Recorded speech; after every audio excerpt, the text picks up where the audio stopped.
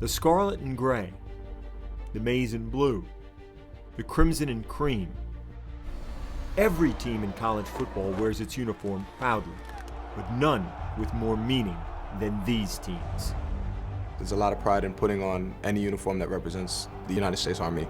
We go out there always expecting to win, just as they do when they go overseas expecting to win.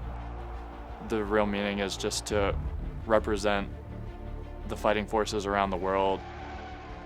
This will be the 120th playing of the rivalry, each a season all its own.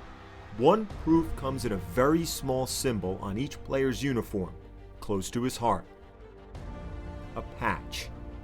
We're trying to say, look at what our brothers and our sisters have done wearing this. And then Army-Navy game just gives us an opportunity to visually express that through the patch, wearing it for them. Our Navy and Marine Corps team will be watching you. They will know you will go out there today and leave everything on that field. Beat Army. Second year has won it. General Dwight Eisenhower once said to a group of cadets, "The Army and the Navy are best friends in the world 364 and a half days of the year. But on this one Saturday afternoon, we are the worst of enemies."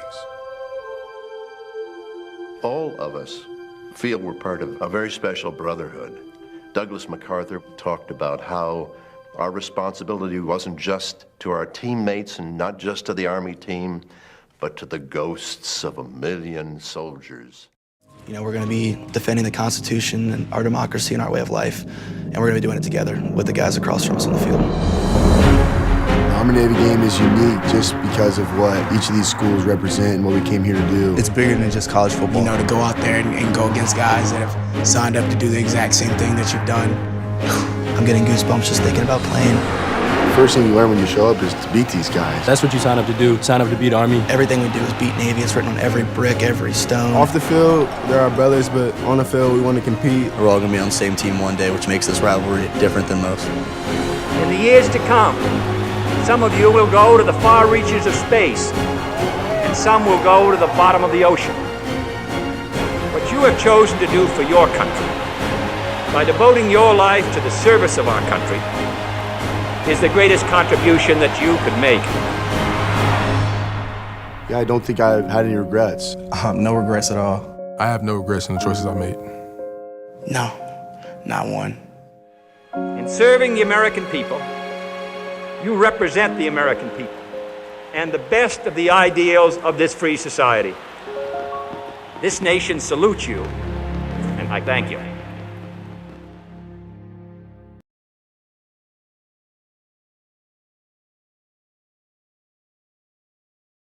How do you measure the depth of a rivalry?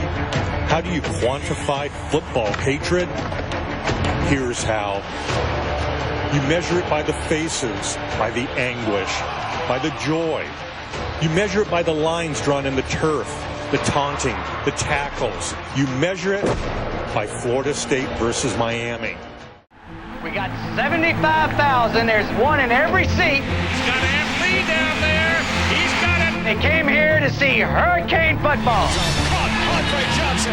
Let's go like a bunch of crazy men and play some games. Touchdown Florida State. Touchdown Miami. Fumbling. Football picked up. Touchdown. When I think about Florida State, I think about the great rivalry we had. Every time we played Miami, it was, they call it, game of the century. Remember, the winner of this game has gone on to win the national championship. It was a period of time where University of Miami was outstanding, Florida State was outstanding. Nearly every time we played, it was 1 versus 2, or 1 versus 3, or 2 versus 4. The thing that made it so special is so many good players. There were more pros on that dadgum field than they had up in the NFL. A big rivalry like Florida State and Miami, there's just so much more excitement. Here it's 19 all, 2:30 to go. Urban's got it. Urban's free. Urban's gone. Touchdown, Miami. Danny McManus has talked Bobby Bowden out of going for one in a tie. No good. The gamble fails in Tallahassee. I've got great memories with Florida State. I remember one time, I guess it must have been in about '88, they were ranked preseason #1, and they had done a rap video prior to the game. We are the Seminoles of Florida State. We know we're good, some say we're great. Our goal is simple, best in the land. Rockin' to the beat of the March Chiefs band. Hey, I'm Deion Sanders, you know my name. But if you don't, then I'm not to blame. I got world-class speed with moose spout. You throw it my way, you know I'll be there. You see, I play my best when the game's on the line. I guess that's why they call me prowess. Some call me cocky, and I know that. But this I got to do, the Seminole rap. And we had all our kids back, boy. We were going to win it. We go down there and play them. They beat us 31-0. You know, just killed us. Working against the clock, down over the middle, touchdown, Miami! This could be for a national championship. It's up. Yes, to the right. The missed field goals, that was unbelievable. I had a kicker that never missed a field goal inside the 40. And we missed a wide right. The next time running out, same thing, wide right. Another time we played them. 3 yards away for the win. The kick on the way. He missed it. Wide left. Wide left. And I think there's about 5 times where we lost to them with a wide kick. He said, dadgummit, do you realize how many national championships we would have won if it hadn't been for this guy? It used to make me so mad. We played Miami every year. It seemed like everybody else would play them, and then they'd drop Miami. We had to play them.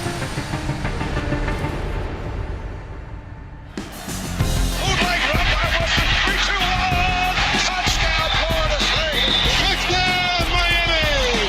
It is caught! Yeah! Oh, touchdown official! Touchdown, Miami! He's got him! Caught! Touchdown! Now, Miami's got the kind of athletes that everybody wants, you know what? And but Florida State does too, with more maturity and with a quarterback that's one of the best in the nation. Bobby Bowden had some great teams and had tremendous talent, but I don't know that any team that I've seen in a long time has as much talent as what Florida State's got right now.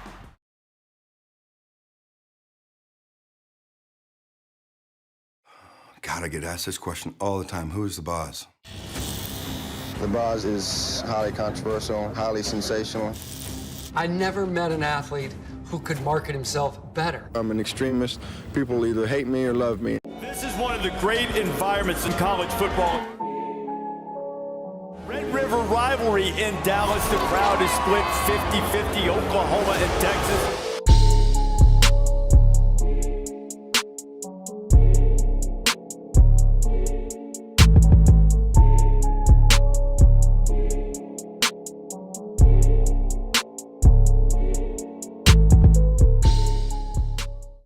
Last time I checked this morning when I walked in our building, the golden hat wasn't in there. So we got plenty to get ourselves prepared to go for.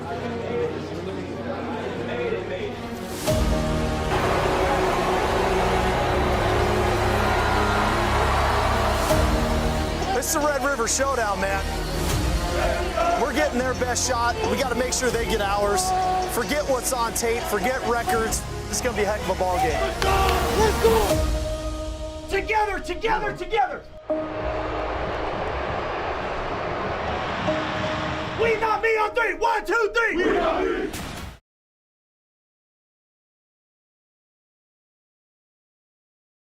Jim is first up. Jim, good afternoon. And it's really impossible for people around the country to really grasp and understand how big this rivalry has become. I mean, it is the biggest rivalry in sports, hands down. Cam Newton, Cam Newton. Every day I get on this radio, and the only thing I can hear is Cam Newton. I'm in my mid-50s, and I thought I had seen everything you could possibly see in college football being in Alabama, but I've never seen anything like this. It's difficult to describe, particularly to someone who doesn't live here. It's really the Israelis and the Palestinians living together in one place, day in, day out. Two sides that have a long history of hate, I hate Auburn. If Auburn was playing Russia, I'd have to pull for Russia. No! You got to care about somebody before you hate them. There's always something that can go wrong and will go wrong, but it also helps make it the most intense, dramatic, passionate, compelling rivalry in all of sports. Al is in Dadeville, Alabama. Hey, Al. Hey, Paul. How you doing? Well, thanks. This year, I was at the Iron Bowl. Okay. And I saw where they put a Scam Newton jersey on Bear Bryant's statue. Well, let me tell you what I did. I went to Auburn, Alabama, and I poisoned the 2 tumors trees. Is that against the law to poison a tree? Well, do you think I care? The Iron Bowl is the best rivalry in college football. You're talking about 2 top teams playing each other, giving their best. You waited a whole year to play against each other, and it's an in-state rival. It's the only thing people have on their mind when you're on either side, you know, just beating the other team.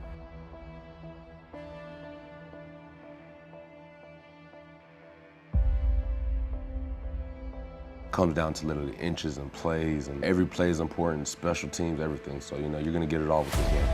2 teams have never liked each other, 2 fan bases hate each other, and that's what makes it so great. They're going to remember what happens in this game for a long, long time, and that's part of the legacy of every team as to how well you do in this game. Langer on the line of scrimmage, coming from either side to try to block the kick. Auburn trying to go after it. Here's a snap. They got it. Block kick. Ball's back to the 25. Picked up on the bounce at the 25-yard line. And in for a touchdown is David Langer. We'll try to block it. Auburn going after it. Here's a good snap. It is gone. It is gone. It's called on a run. It's called on a run. He's going to score. David Langer. David Langer has scored. And Auburn has tied the game. First things first. 4th and goal and a half a yard. Jackson. Touchdown.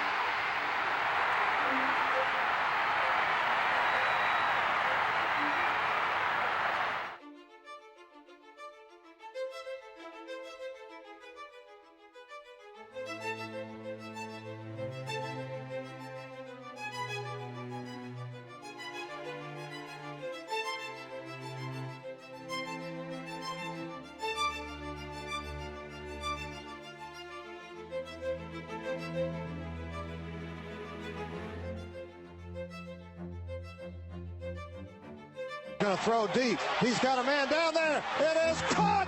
The Tigers are on the board. Everybody knows in the stadium what we got to do.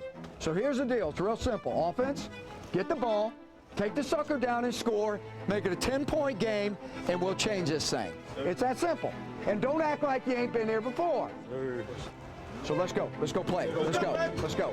Wants to throw. Zachary makes the catch. Touchdown, Auburn!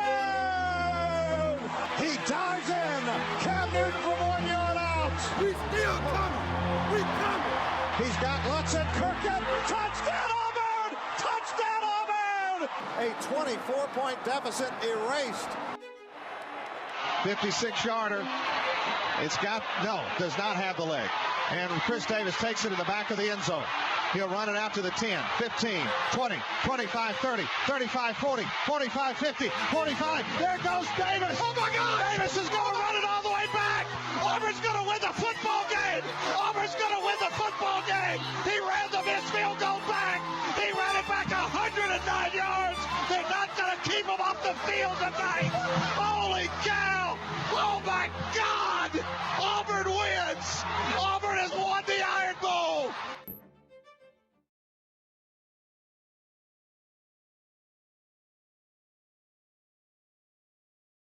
Georgia, Florida, you're going to bring up Georgia, Florida because they play once a year but, you know, they've been down. When Florida's good, Georgia's bad. When Georgia's good, now Florida's bad. So I don't know where you're going. Now, again, people are going to bring up those 2 I just mentioned. Throw out every stat, throw out record books, throw out rankings. When these 2 teams meet in this atmosphere, you know it's going to be a dogfight.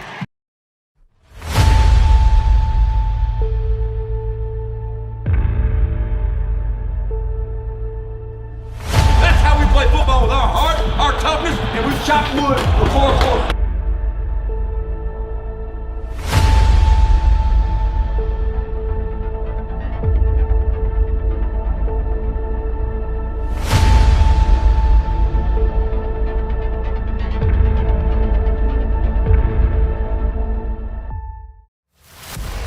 know, this game has always been called the world's greatest cocktail party. If I want to just drop some blood into the water, it's about Georgia or Florida. It's vicious. You never want to play again. Do you know what is going to happen here tonight? Physically, I will play them. Dog jumped up. Those lousy, stinking Gators. And up at St. Simon and Jekyll Island and all those places where all those dog people have got these condominiums for 4 days.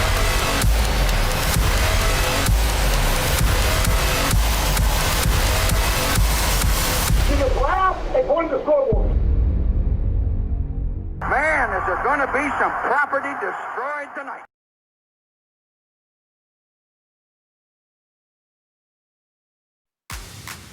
Michigan, Ohio State, Columbus, and Ann Arbor, separated by 200 miles of wheat and corn and more than a century of disgust. This is more than rivalry. Simply calling it rivalry is to do it injustice. Rivalry ain't nasty enough. And now they're fighting. Scarlet and gray and maize and blue swirled together on a 100-yard green canvas. That palette's mixing up hatred, man, because this is hatred. A big-time battle going on right now. Not for man, but for establishment, from birth. You've got the people that are from Ohio who are the enemies within their own state. When you come to Michigan, you adopt that distaste for Ohio State. The football feud is a byproduct of a legitimate border war. It goes beyond football. This rivalry goes back, 100 or so years ago. The two states were fighting over a specific piece of land in Ohio, Toledo. Ironically, Toledo's the birthplace of Urban Meyer and Jim Harbaugh. That border war became the 10-year war. And then in 2006, the game of the century. Ohio State will play for a national championship. This year carries even more meaning. But then again, remember the last time Michigan had playoff hopes? My view of the first down was it was that short. In Columbus, they won't even say the word Michigan. Woody mandated it. Urban updated it. Do not say Michigan. Call them TTUN, that team up north. It's all about beating that team up north. That team up north. Beat the team up north. At this moment, you won't find a single M anywhere on the Ohio State campus. Jim Harbaugh and the boys don't participate in customs or edicts. They just ball. And they don't just want to win. They want revenge. We've been bullied in the past, and they've taken our lunch money. Now the bullying is over, and we're coming back to get it. Michigan and Ohio State on a collision course. It's a battle. It's dirty, it's grimy. You're 10-1, they're 10-1. You better play your best game. Welcome to the rivalry.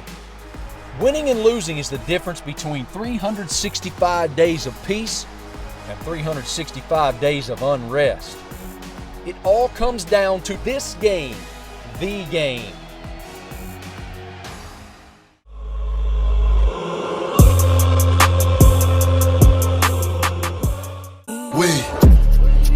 Up and I shake the room.